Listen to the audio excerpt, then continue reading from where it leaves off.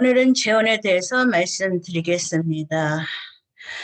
먼저 재혼하기 전에 왜 재혼하고 싶은가 자신의 이유를 돌아보시기 바랍니다. 이혼을 하시고 홀로서기를 하실 적에 건강하게 홀로서기를 했으면 재혼의 이유에 대해서 좀 더 긍정적인 것들을 말할 수 있을 것입니다. 충분한 홀로서기와 건강한 모습으로서 이혼의 7가지 상처들을, 의미들을 정리하신 다음에 재혼에 들어갈 수 있을 것입니다. 그러나 재혼의 이유가 외로움 때문이라 그러면은 외로움 때문에 재혼해도 외로움은 해결되지 않습니다. 외로움은 고독과 침묵으로서 해결하는 것입니다. 자신의 정신적인, 영적인, 심리적인 성장을 말할 수 있기 때문인 것입니다. 그 외로움에 겪는 지표가 자신이 얼마나 건강한가를 말하는 지표이기도 합니다. 경제적인 이유 때문에 재혼을 원하신다 그러면은 여러 가지로 어려운 문제가 생길 것입니다. 경제적인 이유로 재혼하시기보다는 먼저 자신이 직장을 다니고 일을 하시는 것이 더 좋을 것입니다. 수입이 많고 적고를 떠나서 수입보다 더 쓰는 사람은 경제적으로 항상 문제를 갖게 되지만 기본적인 것만으로도 살 수 있다라 그러면 경제적인 이유 때문에 조금은 자유로울 수 있을 것입니다. 구원자가 되기 위해서 지원하시는 분도 있습니다. 남을 구원해 주기 위해서 하십니다. 미국에서는 영주권 내주기 위해서 결혼하시는 분이 있을 것이고 또 가난하고 불쌍한 사람을 보면서 도와주기 위해서 결혼하시는 분도 지원하시는 분도 있을 것입니다. 그렇게 했을 경우에는 자신의 내면에서 왜 내가 구원자가 돼야 되는지 레스큐 미션을 해야 되는지 자신의 동기를 찾아보시기 바랍니다. 그러면 자신도 모르게 어떤 것들과 연결되어지는 어린 시절의 어떤 것들과 연결되어져 있는 자신을 바라보게 되고 건강한 사람을 만나서 지원하는 것이 더욱더 낫다라는 판단을 하게 될 것입니다. 지원의 이유는 여러 가지가 있습니다. 그러나 중요한 것은 건전한 의미에서 건강한 의미에서 내가 홀로서기를 끝냈고 건강해졌으니까 또 건강한 사람을 만나겠다라고 정하시고 재혼시장에 나가는 것이 좋습니다. 재혼시장은 마케팅입니다. 그 상품을 사고 파는 시장과 같은 곳입니다. 인간적인 것들보다는 인간을 상품으로 취급하는 경우가 더 많다는 사실을 기억하시고 상처받는 경우도 많을 것입니다. 처음에 결혼할 적 우리는 보편적인 가치관과 신뢰 위에서 초혼을 할 것입니다. 그것이 깨졌기 때문에 재혼은 되는 대로 아무렇게나 한다라고 해서 할 수 있는 것이 아닙니다. 처음에 가졌던 그 결혼에 대한 그 보편적인 가치관과 신뢰를 다시 형성하시고 시작하셔야 될 것입니다. 그 재혼의 상대를 만나면 대화를 하실 적에 협상할 수 있는 항목이 있고 협상할 수 없는 항목이 있습니다. 시간, 네 시간, 내 시간, 우리 시간입니다. 우리는 시간이 다 똑같은 시간인 줄 압니다. 아닙니다. 내가 쓸 수 있는 시간, 또 그 사람이 써야 할 시간, 그리고 우리의 시간이 있어야 되는 것입니다. 오랫동안 40년, 50년 동안 살아왔던 생활의 패턴을 그 시간들을 바꿀 수는 없는 것입니다. 어떤 사람은 한 일주일에 한 번은 꼭 골프장 가야 되는 사람도 있고요. 어떤 여자분은 한 달에 한 번은 카지노 가야 되는 사람도 있습니다. 극단적인 예일지는 모르지만 사람마다 시간 쓰는 방법이 다르고 그것을 내놓지를 않을 것입니다. 공간도 마찬가지입니다. 어떻게 사는가, 돈 관리, 그것은 다시 말씀드리겠습니다. 집안일 분담, 누가 그 그라지 청소하는가, 차 청소하는가, 그리고 화장실 청소하는가, 마룻발 하는가, 누가 그 음식하는가, 누가 설거지 하는가, 누가 마켓바 오는가, 이런 것들을 정리하셔야 됩니다. 대화를 충분히 하셔야지만이 재혼에 도움이 됩니다. 그냥 쉽게 빨리 외로움 때문에 경제적인 이유 때문에 남을 구원해주기 위해서 재혼을 그 서두르다가 보면은 나중에 재혼하고 난 다음에는 말하기를 그 전에 하기 전에 이런 사실을 알았더라면 이런 말들을 하지 않을 수가 있는 것입니다. 또 재혼하실 적에 그 상대가 그 하실 분들의 나이가 40대, 50대인지 30대, 40대인지 아니면 또 60, 70대인지에 따라서 달라집니다. 젊은 부부들은 어린 자녀를 데리고 오고 청소년기 자녀를 데리고 오게 됩니다. 또 나이 드신 분들은 성인 자녀들을 데리고 옵니다. 이 문제는 쉬운 것 같지만 절대로 쉬운 문제가 아닙니다. 그 자녀들의 나이대에 따라서 재혼한 부부가 어떻게 그 상대편의 자녀한테 대처할 수 있는지에 대해서도 역시 얘기를 하고 대화를 나누고 공부를 하셔야 되는 것입니다. 재혼에서 가장 중요한 것은 돈입니다. 돈은 신뢰입니다. 신뢰해야지만이 너희 돈, 나의 돈이 우리 돈이 될 수 있는 것입니다. 가치를 말합니다. 어떤 사람은 돈에 인생의 목표를 건 사람이 있고 어떤 사람은 돈은 생활하는데 필요할 정도면 된다라고 말하는 사람도 있습니다. 돈은 통제의 수단입니다. 힘의 수단입니다. 그는 많은 돈을 갖고 있고 나는 돈이 적다면은 그는 그의 돈을 갖고 나를 통제하려고 들 것이고 나는 그것이 불편하게 될 것입니다. 많은 그 재혼에 있어서 실패하는 이유 중에 가장 중요한 이유가 우리 돈입니다. 너의 돈, 나의 돈이 아니라 우리 돈이 우리가 있느냐라는 것을 말하는 것입니다. 결혼하신 부부가 있습니다. 남편은 자기는 생활비를 줬다라고 말합니다. 아내는 생활비를 받은 적이 없다라고 말합니다. 남편이 준 생활비는 마켓비, 식비였습니다. 아내가 원하는 생활비는 마켓비, 식비는 당연한 것이고 그 외에 차 페이먼트라든가 전화비라든가 가스기비라든가 다른 것들을 말했는데 그것은 남편은 네가 벌어서 써라 이렇게 말했다 그러면 그 부분은 우리 돈이 없는 것입니다. 그리고 그들은 결국 헤어지게 되었습니다. 재혼에 성공하신 분들을 볼 것 같으면은 나를 불문하고 나의 돈, 너의 돈이 아닌 우리 돈을 갖고 있다는 것입니다. 돈이 많으셔서 재혼하시려고 하시는 분이 있었습니다. 자녀가 대학을 들어가야 될 나이가 됐었습니다. 남자도 대학을 들어갈 아들이 있었습니다. 그분한테 한 말씀은 그 재혼의 상명담에 오시기 전에 변호사를 찾아가세요였습니다. 가서 집 문제, 돈 문제, 유산 문제, 아들 등록금 문제 어떻게 할 것인지 정리하십시오.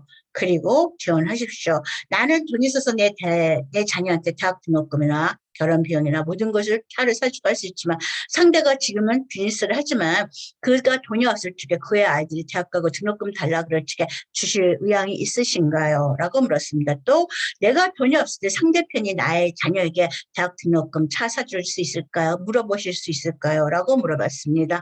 과연 어떻게 할 것인지 충분한 대화가 필요합니다. 자녀가 어릴 적에는 남자아이 같으면 그 먹여주고 재워주고 싸주고 그런 걸로서 해결되지만은 여자아이는 좀 더 심각한 대화들이 필요하고 청소년기의 자녀들은 더 많은 문제가 생기게 됩니다. 성인인 자녀들조차도 여전히 마찬가지입니다. 그들의 돈의 문제에서 부모의 유산 상속에 대해서 싸우고 싶어 할 것입니다. 반대하는 경우도 있을 것입니다. 그래서 막장 드라마가 나와지는 경우도 있는 것입니다. 돈은 너희 돈, 나의 돈, 우리 돈인 것이다. 시간도 너의 시간, 나의 시간, 우리 시간인 것입니다. 이 문제를 정리하지 않고 지원을 하신다면 많은 문제들을 지원 후에 맞닥뜨리게 될 것입니다. 지원에 요구되는 사항은 그 사람이 배울 마음이 있는 사람인 것입니다. 지원을 하시게 되면 지원 상담사에 가서 그 상담하세요라고 얘기를 합니다. 그러면 여자분이 나는 가겠습니다. 그래서 남자한테도 지원 상대인 남자한테 가자고 얘기하면 남자는 그렇게 얘기합니다. 나는 괜찮아. 당신만 가서 배워. 이렇게 말하는 사람이 있다면 그 사람들한테는 지원을 권하지 않습니다. 남자는 변할 마음이 없다라는 것입니다. 그럼 여자 보고 변하라는 얘기인데 그것도 그 수용의 한계가 있기 때문에 그것을 감당하기가 힘이 들 것입니다. 배울 마음이 없는 사람이라면 지원 상대로서 처음부터 권하지 않습니다. 책임감이 있는 사람입니다. 자기 입으로 책임감이 있다라고 말합니다. 그러나 남들이 보기에도 책임감이 있는지 살펴보아야 합니다. 그 사람의 가족들, 친구들, 동료들과 많이 대화하고 만나고 볼 것 같으면 그 사람이 어떤 사람인지 알 수 있게 될 것입니다. 집안일을 행복한 마음으로 하는 사람입니다. 결혼은 생활입니다. 로맨스가 아닙니다. 그래서 그 부엌 바닥 누가 청소하는지 그리고 화장실 누가 청소하는지 남자는 아무것도 하지 않겠다 그러고 여자 보고 다 하라 그러면 설거지 여자 보고 다 하라 그러고 음식도 여자 보고 다 하라 그러면 행복한 지원하실 수 있을는지 물어보고 싶습니다. 습관을 고치려 들지 말기 바랍니다. 습관은 하루아침에 이루어지는 것이 아닙니다. 쇠살벌을 여든간다라고 말하는 그 말입니다. 습관을 고치기 위해서는 엄청난 의지와 노력과 가치관의 변화가 있어야만 일어나는 건데 그것을 고치려 들 것 같으면 싸우게 됩니다. 그리고 갈등이 일어나게 되고 비난하게 되고 사이가 멀어지게 되겠죠. 재혼은 초음보다 더 많은 것을 예상합니다. 전 남편과 아내와의 관계가 끝났을 때 그림자가 남아져 있습니다. 거기에 자녀들이 들어오게 되고 내 자녀 외에 그의 자녀가 들어오게 될 것이고 또 많은 것들이 생각하지 않았던 것들을 예상해야 될 것입니다. 건강의 문제도 있습니다. 젊은 날은 아니지만 나이가 드시게 될 것 같으면 병력도 보셔야 됩니다. 고혈압, 당뇨, 심장병, 또 주치, 약 이런 것들도 얘기해 보셔야 하는 것입니다. 데이팅 규칙과 성관계에 대해서 그 데이팅하는 시절에 정리해야 됩니다. 무조건 되고 데이팅하는 거 아닙니다. 재혼해서 사람들이 나가서 하는 말이 그렇게 얘기합니다. 일단 맞춰보고 지원합시다. 아닙니다. 성관계를 일찍 할 것 같으면은 가장 중요한 친밀감을 가장 먼저 써버렸기 때문에 다른 친밀감, 재혼 생활을 위해서 필요한 우정이나 이런 것들에 대한 것들을 만들어갈 시간적 여유가 없게 되는 것입니다. 10개의 친밀감의 사다리가 있습니다. 맨 밑바닥에 있는 것은 영적인 친밀감입니다. 서로 같은 종교, 가치관, 세계관입니다. 그 외에 그 오락을 같이 했을 적에, 운동을 같이 했을 적에, 또 그 다음에는 그 인텔리지 지적인 것들을 나눌 수가 있고, 그 다음에 미적인 감각도 나눌 수 있는 친밀감을 만들어야 됩니다. 감정적으로도 친해야 되고, 일을 하면서 친해질 수 있어야 됩니다. 경제적인 면에서 서로 말할 수 있어야 됩니다. 아직 결혼하지 않았지만 그 전에 그 문제도 빚 있는 사람과는 결혼하면 안 되는 것들과 이런 것들을 정리하셔야 됩니다. 그 다음에는 갈등에 대해서 어떻게 친밀감을 만들 수 있느냐를 보셔야 됩니다. 갈등이 일어나면 싸우고 헤어지고 말 안 하고 며칠씩 잠수 타다가 다시 전화하는 것이 아니라 갈등이 있으면 나는 이렇게 생각했고 당신 입장은 이거고 우리의 솔루션, 그러니까 대처 방법, 대응법은 합의점 만들어내는 그런 것들을 해야 되고 그 다음에는 위기 상황의 친밀감입니다. 인생을 살려보면 위기가 일어났을 경우에 그때 어떻게 할 것이 맨 마지막에 성적인 친밀감입니다. 근데 이것을 먼저 하시게 될 것 같지만 나머지 9개의 친밀감은 다 없어져 버리게 됩니다. 많은 사람들이 그렇게 얘기합니다.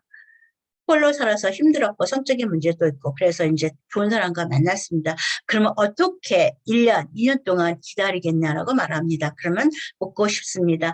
1년, 2년 동안 데이팅하면서 신체적인 것이 아닌 성적인 친밀감이 아닌 다른 것으로서 할 수 있는 그런 것을 만들어내지 못한다면 과연 재혼했을 경우 문제가 일어나면 어떻게 잘못되어 있는 위기 상황에 대처할 것인지에 대해서 묻고 싶습니다. 그런 금욕의 그 지연조차도 하지 못하면 다른 욕망, 다른 문제가 생겼을 적에는 더욱더 대처할 능력이 없어진다라는 것을 말합니다. 재혼의 과정에서 이제 자녀 양육에 대한 문제가 발생하게 됩니다.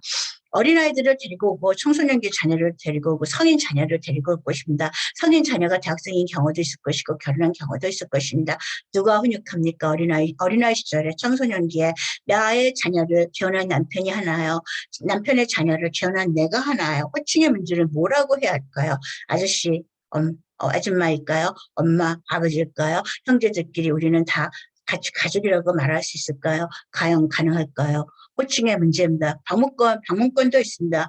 일주일에 한 번, 2달에 한 번, 방학 동안에 올지도 어떻게 할 것인가, 어디에서 머무를 것인가, 공간, 방도, 그리고 그들에게 그 소유권이라든가 공동의 것들도 마련해야 될 것인가, 양육비 지급에 대한 문제도 있습니다. 18세 이하까지는 양육비를 지급해야 된다는 문제는 남편의 수입에서 아내의 수입에서 반이 없어진 상태에서 살아야 된다는 것입니다. 재혼의 종류는 재혼자가 하는 경우도 있고 재혼자 첫결혼, 또 재혼자 상처한 사람에서 8가지 형태를 만들면서 많은 문제를 만들어내게 됩니다.